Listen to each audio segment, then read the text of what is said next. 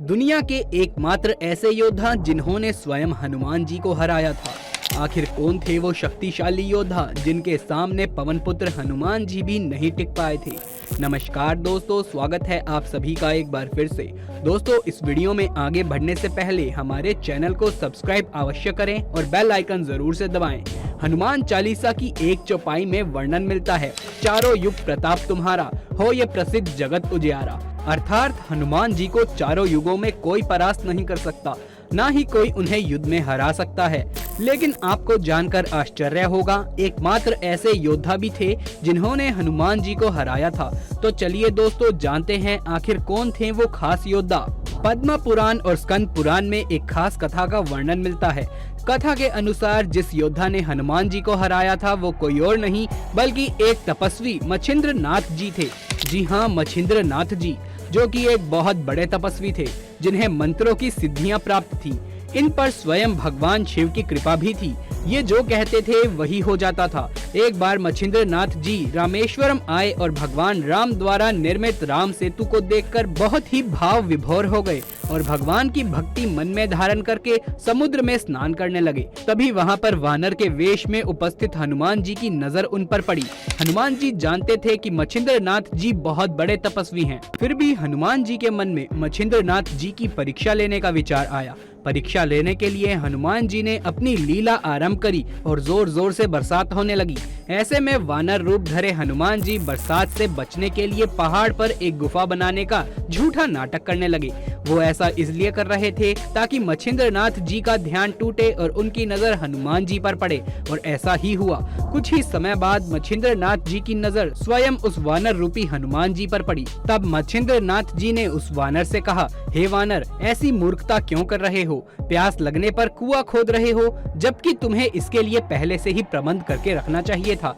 ये सुनकर हनुमान जी रूपी वानर ने मच्छिंद्र नाथ जी से पूछा, शक्ति की बात करने वाले आखिर आप हैं कौन? मच्छिंद्र नाथ जी बोले, मैं एक सिद्ध योगी हूँ और मुझे मंत्र की शक्तियाँ प्राप्त है, साथ ही स्वयं भगवान शिव का आशीर्वाद भी मेरे साथ है। ये सुनकर वानर रूपी धरे हनुमान जी ने कहा, इस संसार में केवल दो ही श्रेष्ठ हैं, एक तो प्रभु श्री राम और दूसरे उनके भक्त हनुमान। उनके अलावा कोई तीसरा नहीं है। कुछ दिन मैंने स्वयं प्रभु श्री राम की सेवा की है, जिससे प्रसन्न होकर प्रभु ने मुझे अपनी शक्ति का कुछ हिस्सा दे दिया था। यदि आपके पास इतनी शक्तियां हैं और आप बहुत पहुँचे हुए सिद्ध योगी हैं, तो आप मुझे युद्ध में हरा कर दिखाइए तो मैं मानूंगा। फिर क्या, मच्छिंद्र नाथ जी और हनुमान जी के बीच एक भयंकर युद्ध शुरू हुआ। यहाँ वानर रूप धरे हनुमान जी पहाड़ के छोटे छोटे टुकड़े उठाकर मच्छिंद्र नाथ जी पर फेंक रहे थे, तो मच्छिंद्र नाथ जी अपने मंत्रों की शक्ति द्वारा उन्हें हवा में ही रोक देते और फिर उन पहाड़ों को वापस हनुमान जी की तरफ फेंक देते थे। कुछ समय तक दोनों के बीच में यूं ही युद्ध चलता रहा। ऐसे में हनुमान जी की आधी शक्तियां नश्वर हो गई थी, लेकिन वहाँ पर मच्छिंद्र नाथ जी डटकर खड़े रहे। वो बार बार अपने मंत्र की शक्ति से हनुमान जी का हर वार विफल कर देते। इस महायुद्ध में हनुमान जी की आधे से ज्यादा शक्तियां खत्म हो चुकी थी। हनुमान जी को बड़ा आश्चर्य हो रहा था कि आखिर ये कैसे संभव है। आज तक उन्हें कोई परास्त नहीं कर सका। युद्ध का कोई निष्कर्ष निकलता उससे पहले ही वहाँ पर पवन देव पधार गए। उन्होंने स्वयं दोनों योद्धाओं को रुकवा दिया। साथ ही उन्होंने हनुमान जी से आग्रह किया कि वो स्वयं मच्छिंद्र नाथ जी से क्षमा मांगे। ऐसे में हनुमान जी ने अपने पिता की बात मानी और स्वयं मच्छिंद्र नाथ जी से क्षमा मांगी। दोस्तों, इस प्रकार स्वयं मच्छिंद्र नाथ जी ने हनुमान जी को हरा दिया था, और वो ही एकमात्र ऐसे ऋषि या योद्धा कह लीजिए थे जिनसे पवन पुत्र हनुमान जी भी हार गए थे। वैसे दोस्तों, हनुमान जी को तो मृत्यु के देवता यमराज तक परास्त नहीं कर पाए थे। आइए जानते हैं पूरी कहानी। जिस समय मनुष्य का जन्म धरती पर होता है, उसी समय उसकी मृत्यु का दिन भी प्रकृति द्वारा निश्चित कर दिया जाता है। मनुष्य हो या कोई अन्य जीव, सभी की मृत्यु निश्चित है। एक न एक दिन सभी को अपने कर्मों के अनुसार स्वर्ग या नरक में लौटना पड़ता है। जन्म मृत्यु के इस चक्र से मनुष्य रूप में जन्मे भगवान भी नहीं बच सके। उन पर भी प्रकृति का ये नियम सामान्य रूप से ही लागू हुआ। इसी तरह रामायण में भगवान श्री राम के वैकुंठ भ्रमण की कहानी मिलती है, जिसमें यमराज को भी श्री राम के प्राण लेने से भय लगता था। रामायण की कहानी के अनुसार भगवान श्री राम की मृत्यु में सबसे बड़ा बाधा उनके प्रिय भक्त हनुमान जी ही थे, क्योंकि हनुमान जी के होते हुए यम की इतनी हिम्मत नहीं थी कि वो राम के पास भी पहुंच सके। इसी कारण एक बार भगवान हनुमान और मृत्यु के देवता यमराज जी के बीच भयंकर युद्ध छिड़ गया। तो आखिर कौन हुआ विजय इस भयानक युद्ध में? इस भयानक युद्ध के कारण क्या विधि का विधान बदल गया? ये बात उस समय की है जब भगवान श्री राम जान गए थे कि अब उनकी मृत्यु का समय हो गया है। वो जानते थे कि जो जन्म लेता है उसे मरना पड़ता है। यम को मुझ तक आने दो, मेरे वैकुंठ जाने का समय आ गया है। यम प्रवेश के लिए हनुमान जी को हटना जरूरी होगा। इसीलिए श्री राम ने अपनी अंगूठी को महल के फर्श के एक छेद में गिरा दिया और हनुमान जी से उसे खोज कर लाने के लिए कहा। हनुमान जी ने स्वयं का स्वरूप छोटा करते हुए भंवरे जैसा आकार ले लिया और केवल उस अंगूठी को ढूंढने के लिए छेद के अंदर प्रवेश कर गए। वो छेद केवल छेद नहीं बल्कि एक सुरंग का रास्ता था जो सांपों के नगर लोक जाता था। हनुमान जी नागों के राजा वासुकी से मिले और अपने आने का कारण बताया। वासुकी हनुमान जी को नागलोक के मध्य लेकर चले गए जहां अंगूठियों का एक पहाड़ जैसा ढेर लगा हुआ था।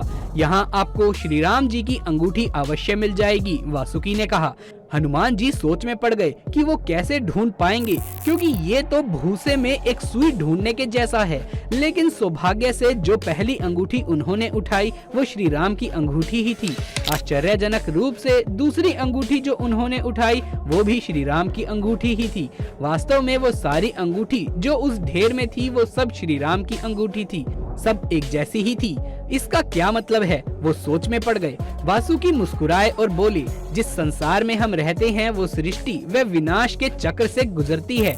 इस संसार की प्रत्येक सृष्टि चक्र को एक कल्प कहा जाता है। वासुकी की इन बातों से हनुमान जी जान गए कि उनका नागलोक में प्रवेश और अंगूठियों के पर्वत से साक्षात्कार कोई आकस्मिक घटना नहीं है। वो तत्काल धरती पर पहुंच गए और भगवान राम के महल के बाहर उनकी रक्षा के लिए तैनात हो गए। तभी वहां पर यमराज जी का आगमन हुआ। यमराज जी हनुमान जी को देखकर चकित रह गए। यमराज जी ने हनुमान जी से कहा, रास्ते से हट जाइए हनुमान, भगवान राम का अंतिम समय आ चुका है। मुझे उन्हें उनके धाम वापस लेकर जाना है। हनुमान जी ने कहा, मेरे रहता ऐसा मैं कभी नहीं होने दूंगा। अगर आप अंदर जाना ही चाहते हैं तो पहले आपको मुझसे युद्ध करना होगा। यमराज जी ने कहा, अगर ऐसा है तो युद्ध के लिए तैयार हो जाइए। हनुमान जी और मृत्यु के देवता यमराज जी के बीच युद्ध प्रारंभ हो गया। हनुमान जी ने अपने गदा से प्रहार करना शुरू किया। यमराज जी ने भी बड़ी तत्परता से उसका उत्तर दिया। चारों दिशाओं से गदा की आवाजें गूंजने लगी। सभी अयोध्यावासी वहां एकत्रित होने लगे। चारों ओर हाहाकार मचने लगा। इधर यमराज जी और हनुमान जी का युद्ध विकराल रूप लेता जा रहा था। ऐसा लग रहा था कि हनुमान जी या फिर यमराज जी किसी न किसी की मृत्यु तो आज होने ही वाली है। हनुमान जी का गुस्सा अब 7वें आसमान पर पहुंच चुका था। उन्होंने यमराज जी पर बड़ी तीव्रता से अपना गदा प्रहार किया। यमराज जी कुछ समझ पाते इससे पहले ही हनुमान जी का गदा उनके मस्तिष्क पर जा लगा। यमराज जी ताकतकाल वहीं मूर्छित हो गए। जब वो अपनी मूर्छा से बाहर आए तो उन्होंने देखा कि भगवान श्री राम वहां पहुंच चुके हैं और हनुमान जी भगवान श्री राम के चरणों में थे। भगवान राम ने यमराज जी को उठाया और बताया कि मैंने अब हनुमान जी को मृत्यु का ज्ञान प्रदान कर दिया है। आप जब भी चाहें मुझे यहाँ से दूसरे लोक लेकर जा सकते हैं। यमराज उस समय वहाँ से अंतर ध्यान हो गए। दोस्तों, भगवान हनुमान और मृत्यु के देवता यमराज जी की ये कहानी कैसी लगी नीचे कमेंट बॉक्स में लिख करके जरूर से बताइएगा। साथ ही कमेंट बॉक्स में जय श्री राम, जय बजरंगबली लिखना बिल्कुल भी ना भूलें। यदि ये वीडियो पसंद आया हो तो इसे एक लाइक करके अपने दोस्तों और रिश्तेदारों में इसे ज्यादा से ज्यादा शेयर कर दें। आगे भी ऐसे वीडियोस देखते रहने के लिए हमारे चैनल को सब्सक्राइब करके पास वाले बेल आइकन को भी दबा लीजिए। जल्द मुलाकात होगी आपसे किसी अगली वीडियो में। तब तक के लिए आप सभी का धन्यवाद।